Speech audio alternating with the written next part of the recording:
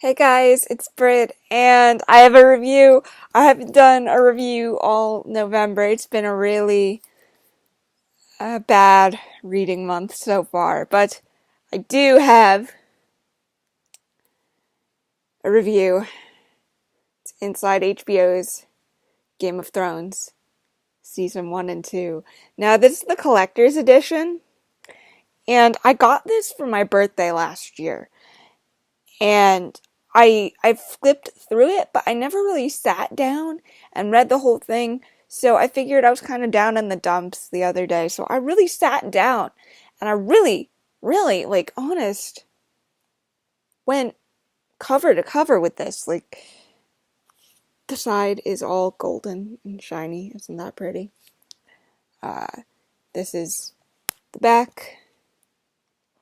It says when you play the Game of Thrones, you win or you die.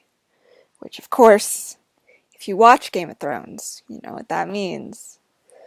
So, yeah, this book, I just want to show you the inside because the production value of this is really amazing, at least to me, I think. And this was a really fun book.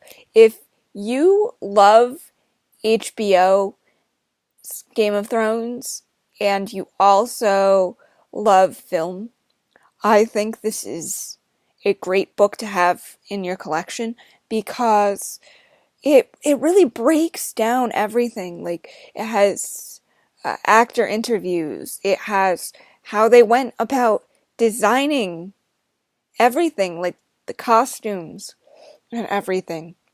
It's remarkable. It's a beautiful book, and it has really stunning pictures. Like, oh, goodness. It has really stunning pictures. Like, here's Daenerys. Yeah, and it breaks everything down so nicely.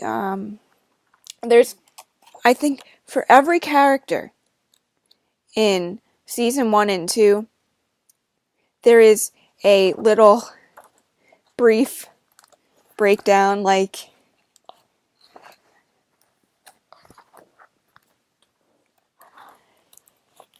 here's the Bay. Theon, my fave.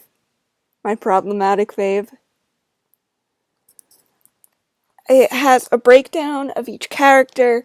It has a little snippet of an interview, just of the actors' point of view of the characters, of what they thought going into Game of Thrones, especially with Kit Harington, who plays Jon Snow. It has a really nice reaction of him seeing the wall for the first time as an actor and how much that helped. Because, yeah, part of the wall is actually CGI. They can't build an entire wall, but the wall was made from it was in Ireland, and they actually took paint and latex and painted it it was a rock wall originally, I believe, and they actually painted it to look like it had been frozen over. And Kit says how much that helped him as an actor just to have that visual medium. This was such an important thing for the members of the Night's Watch, and they had that.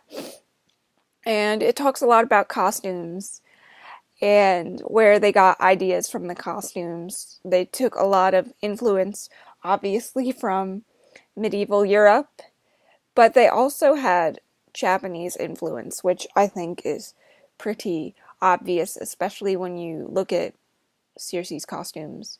The very kimono-like dresses, and even in the north, it had Japanese influence. The cloaks, of course, were of medieval Europe, but the underskirts, where they needed to be kept warm, were actually of Japanese influence.